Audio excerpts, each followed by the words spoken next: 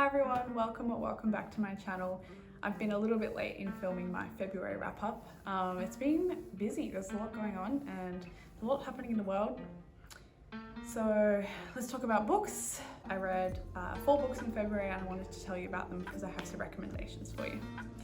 So the first book I wanted to talk about is Foster by Claire Keegan, and this was a 5-star read for me. As you can see, it's a novella, it's quite short, and it is just so beautifully written. This is the second Claire Keegan book I've read. The other one I read was Small Things Like These, but I actually listened to it as an audiobook and I think I need to go back and listen to it again. So in this book we follow a young girl from a big family in rural Ireland, and they're not a wealthy family, and so there's some neglect or emotional distance that's kind of born out of the poverty and the stresses that the family is under. And she goes and spends the summer living with an aunt and uncle.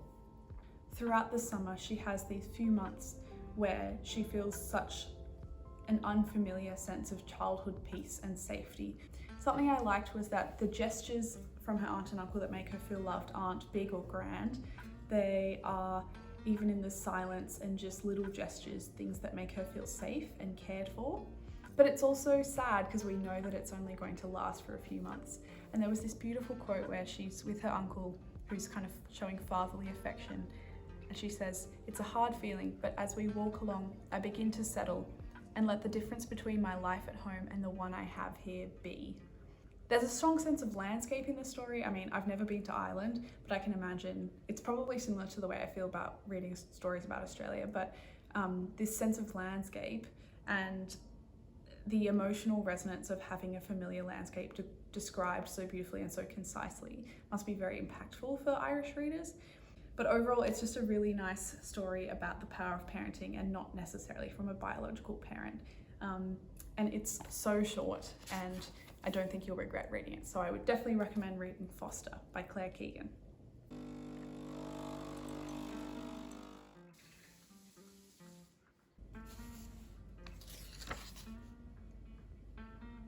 The other 3 books I don't have physical copies of because they were all library books, but I'll start off with the second fiction that I read this month, and that was Great Big Beautiful Life by Emily Henry. Now, I've never read an Emily Henry book before, and if you spent any time in the online book community, you know that she is the romance author, and now that I've read more reviews, maybe I've picked up the wrong one by her and I should still give her another go because people say it's her worst book, but this book did not really work for me.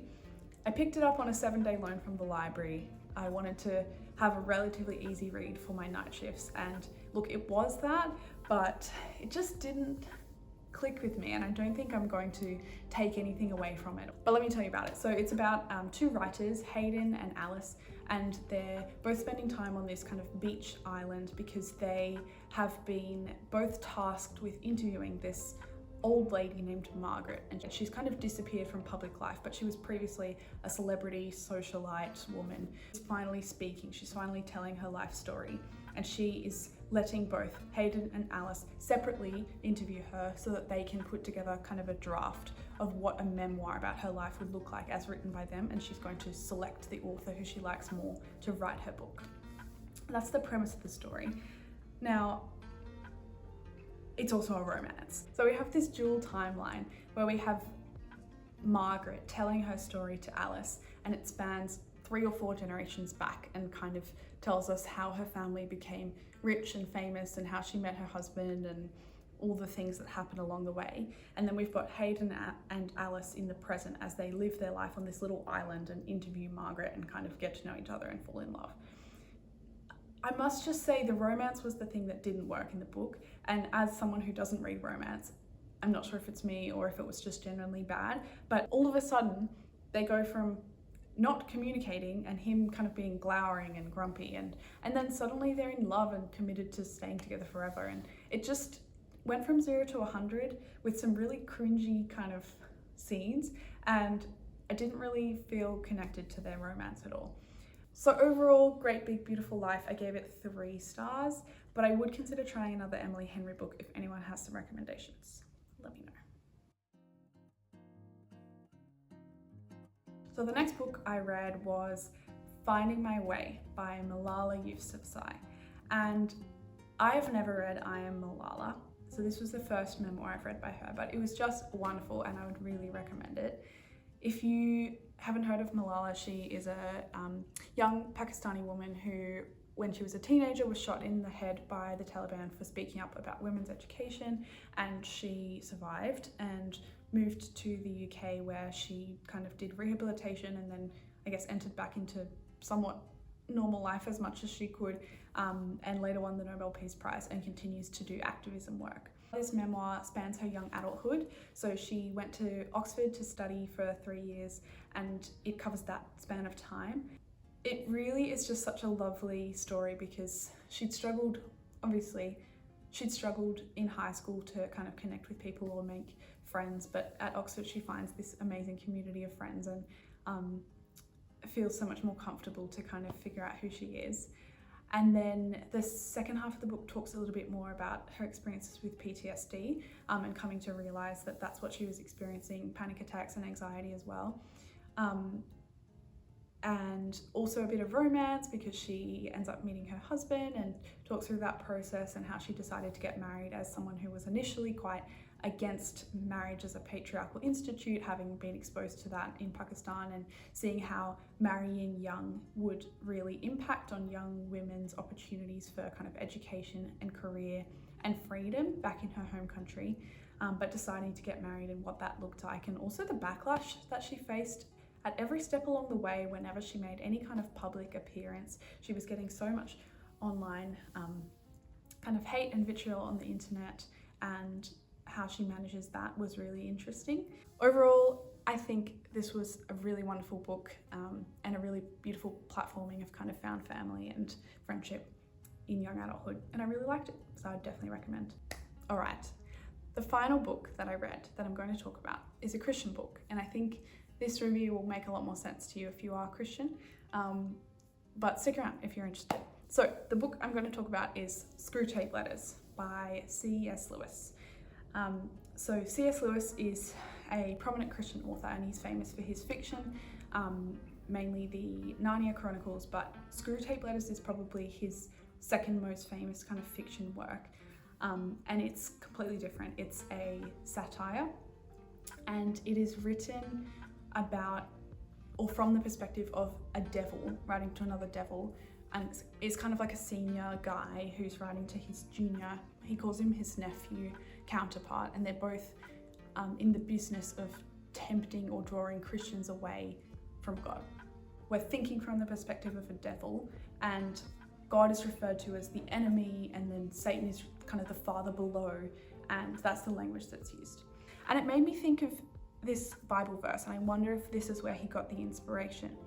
This is from Ephesians 4:25-28. Therefore, each of you must put off falsehood and speak truthfully to your neighbour, for we are all members of one body. In your anger, do not sin. Do not let the sun go down while you are still angry, and do not give the devil a foothold.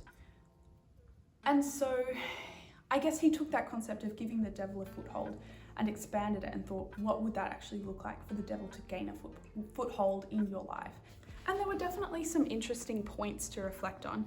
He talks about this concept of the horror of the same old thing. So he said, the horror of the same old thing is one of the most valuable passions we have produced in the human heart, an endless source of heresies in religion, folly in counsel, infidelity in marriage, and inconstancy in friendship. Work on their horror of the same old thing. And, you know, that's interesting to think about when we seek the novel, that we lose the fruit of faithfulness and being faithful and steadfast in the situations and relationships that God has placed us in. Usually when we seek the novel, we're doing so with selfish intent. And so, sure, there were some interesting, I guess, topics that as a Christian you could reflect on in your own life. Are these things giving the devil a foothold? I couldn't quite read it as funny though, and I know it's meant to be a satire, so maybe it's meant to be taken lightly, but I found it hard to take lightly because it dealt with such intense subjects, and I think like talking about someone's soul and someone's salvation is a very heavy topic, and so I personally couldn't deal with it lightly. And I thought it was very interesting in the epilogue when C.S. Lewis wrote this. This is about his own experience of writing this book. He says, "Though it was easy to twist one's mind into the diabolical attitude, it was not fun, or not for long. The strain produced a sort of spiritual cramp. The world into which I had to project myself while I spoke through screw tape was all dust, grit, thirst, and itch. Every trace of beauty, freshness, and geniality had to be excluded. It almost smothered me before I was done. It would have smothered my readers if I had prolonged it." Now, this was in the context of people who enjoyed the book asking him for more.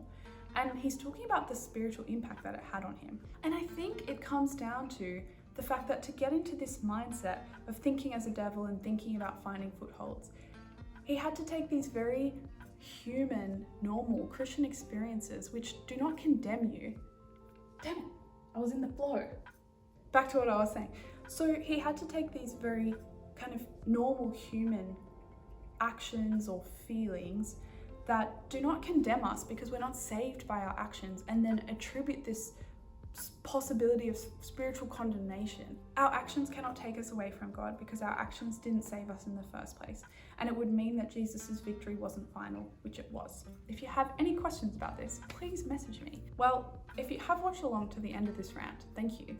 If you are not a Christian, I hope some of that made somewhat sense, and feel free to message me about it if you have any questions. Otherwise, be blessed. Have a lovely month. I will see you next month for my reading wrap up. Go read some books and stay safe. Love to you all.